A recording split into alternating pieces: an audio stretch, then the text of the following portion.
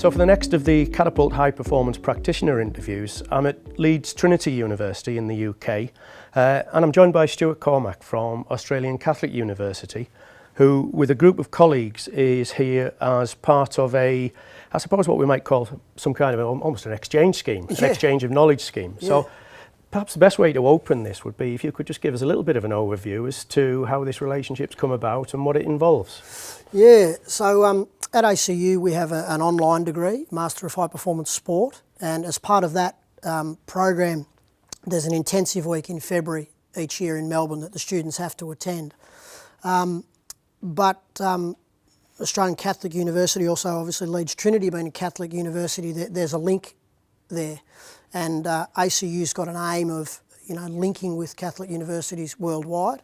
And because there's a sports science, exercise science program here at Leeds Trinity, and they're looking to develop their offerings in postgrad study, we've set up to run the intensive week as the Leeds Trinity Sports Science Summit here this week. So running a similar program at the University of Notre Dame in the US in about 3 or 4 weeks. So, sounds great. So you'll be looking for universities in Hawaii and Brazil and. Oh yeah, it's we're only going to do it at universities and places I want to visit. That's for sure. So no. So look, I'm just one of the staff that's involved in that. Our head of school, Professor Justin Kemp, has been instrumental in helping develop these links, and it's a great opportunity for our students to either attend the intensive week here or Notre Dame or in Melbourne, and if they attend one they can actually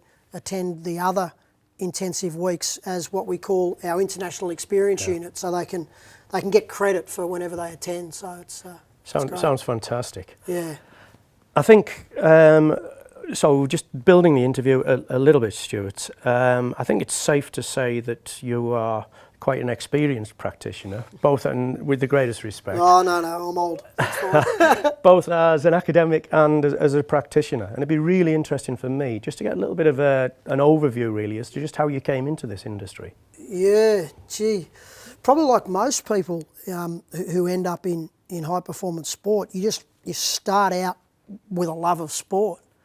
And the obvious initial pathway for most of those people, and I was no different, was high school into an undergrad sports science program at university, which I did. And as I got through that, I actually went in initially thinking I was going to be a physical education teacher, because working in high performance sport as a career, it wasn't a job back then, which gives you a bit of an idea of the vintage.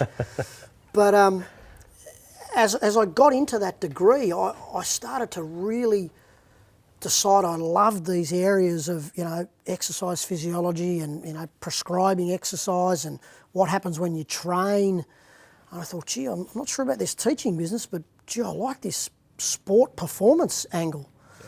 And so I sort of decided then I wanted to move down that pathway. And so I actually did a little bit of part-time teaching to almost support my performance sport habit back then, which was something that wouldn't pay the bills. And I started out like we all do. I volunteered in a program, and I travelled across Melbourne, and I think I got a tracksuit. I didn't make a cent, and it cost me a fortune in petrol, but I loved it. And then I decided, this is what I want to do. And then I got a part-time paid gig the next year in another program, and we did quite well. And then was fortunate enough to move into the Australian Football League, working for a National League team the next year, but very part-time, there for a few years, and lucky enough then to get an offer of a scholarship coach position at the Australian Institute of Sport as an S&C coach. And really, really lucky then that turned into a full-time role in the 4-year lead up to the Sydney Olympic Games, which was just a great time in Australian sport. Yeah. And that just, I was able to walk, into the gym, and there'd be volleyball, and there'd be rowing, and there'd be, the Olyroos and the Matildas, the men's and women's soccer programs, and then I could wander over to the pool and watch the water polo team train. And so just that grounding in all these sports, and I could walk across the courtyard from the S&C gym, and I'd talk to David Pine and Louise Burke and David Martin in sports science, and Alan Hahn and Chris Gore, and these absolute legends.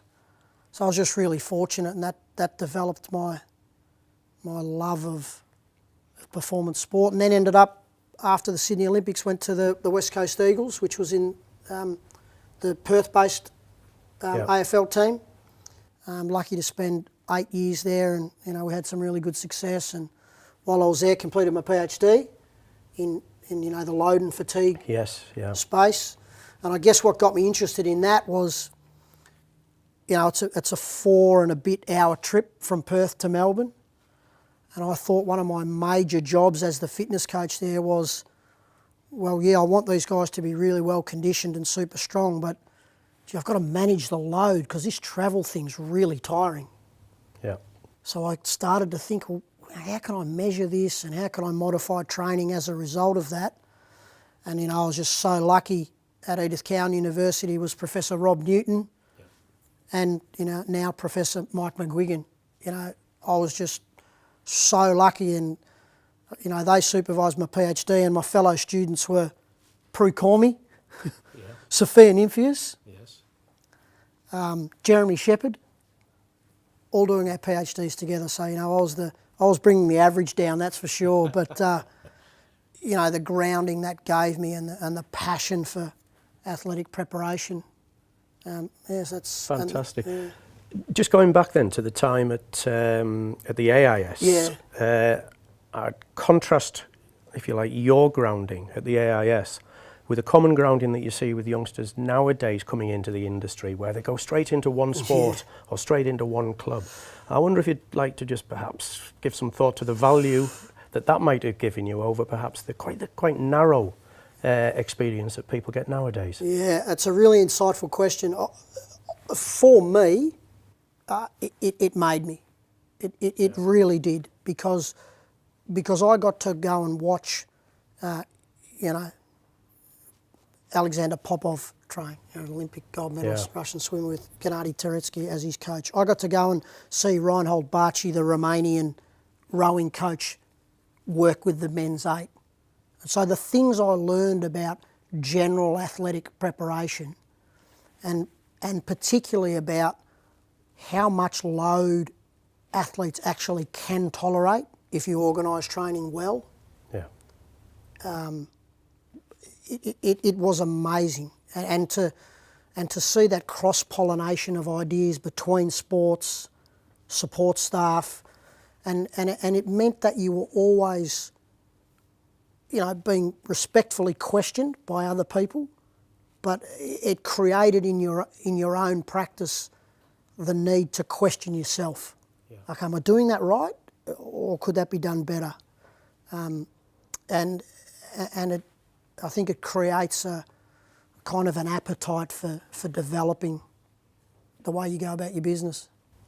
And I mean, obviously at the moment, I know you're balancing an academic role, and you've still got one foot in the applied field. Yeah. Now, the time at the AIS that you're talking about is nearly 20 years ago. Oh, it is, you're right. Are there still lessons that you learned from there and insights from there that you would draw upon today to inform practice? Oh, again, another great question. 100%, every single day, because it happened so early in my career.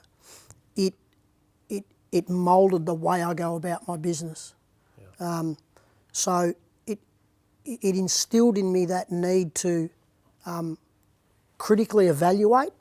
So, okay, let's have some good evidence behind the practice, but it also, means that I will never forget that ultimately about our impact, it comes from the day-to-day interaction in the gym, on the field, with the athletes, with the coaches.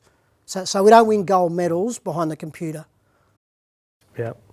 So, and that's really interesting in itself. So you talk about the critical evaluation, the scientist in you, but then you're talking about the soft skills and the day-to-day interactions.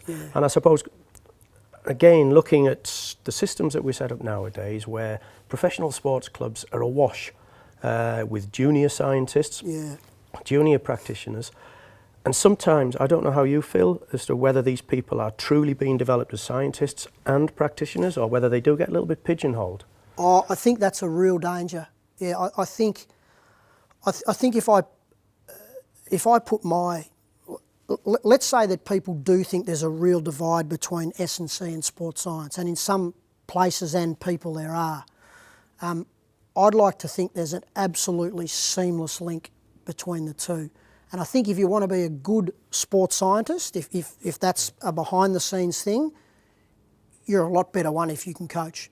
If you've worked with an athlete day to day and you know how to deal with, modifying training and working with them on a personal level, you're a much better sports scientist. And it probably works in reverse. Sure. So, obviously over time, and everybody's well aware, just through your record of publications and the like, you've taken an interest in the evolution and the development of these tracking systems, particularly within team sports. Yep.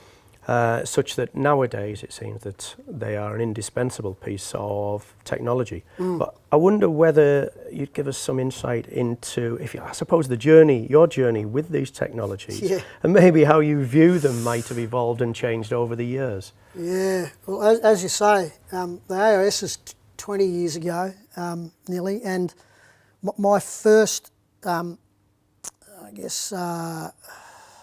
involvement with the technology in any real level was when I just moved from the AIS, and there was a microtechnology grant between the AIS and the CSIRO, which was actually the groundwork that developed the catapult system. Of course, yeah. So, I was around at a great time. I was really fortunate. But then when I moved to the West Coast Eagles, we were just starting to embark on how could we use this technology. And I can absolutely remember the day we bought one unit. We bought one. Mind you, before we went down the one unit, we had the tablet tracking device. Yes, yeah. And I can remember having a colleague of mine, and he was up in the grandstand, and I had a marked out course on the ground that we'd measured, and we were checking our own reliability of the system. And then we got the 1 hertz GPS unit, and then we upgraded, and at that time, not dissimilar to what we've just been through with FIFA, where you can't wear the tracking devices in games. I'm not sure where that's at now, but in the AFL we had a limit of 10. There were 22 players. We weren't allowed to use any more than 10, which just sounds crazy, but that's where we were at. Yeah. Now, where there's not an AFL player who would ever run out on the ground without his GPS unit in the unit in the pouch. And obviously these devices seem to go by the collective name of GPS devices. Yeah. Yet there's an awful lot more to them than the GPS side of things. And I know that you've taken an interest over the year in the value of the inertial sensor data. Very much. Again, I'd be really interested in your thoughts as to the value that can add over and above the locomotive information that you can derive from GPS. Yeah, it's a really interesting one. I mean, for those of us who've been involved in team sport, I think we instinctively understand that it's more than just how far and fast you run. I think those of us who've played team sport at a lot of it at any level know that we could run 10Ks in the morning and 10Ks in the afternoon and probably be okay the next day, but we could run around in a phone box and have one-on-one and be exhausted after 3 or 4 minutes and not be able to back it up. So I think for me that kind of instinctive understanding of there's got to be a bit more to it sort of led me to the interest in sensors that, for want of a better term, are maybe a more complete representation of global external load. Yeah. And also, in sports where there's either not access to satellite or where things like contact or really short, sharp change of direction are really going to underestimate the external load, then these inertial sensors are pretty attractive. So that's a really nice segue into, I guess, an area that's occupied a lot of your time, which is the relationship between load and fatigue, which independently are two pretty complex phenomena, Yeah. but you've decided to try and look at the relationship between the two. Now, earlier you alluded to the fact that actually athletes would appear to be capable of an awful lot more than we do expose them to. Sometimes, from time to time. Yeah. So I'm just interested in where your thinking is at the moment and what your current areas of interest are in that complex relationship. Yeah. Look, I'm still a massive fan of using inertial sensors to measure external load. And one of the things that we're doing quite a bit of at the moment is looking at the interaction between that external load and the fatigue response, measured appropriately.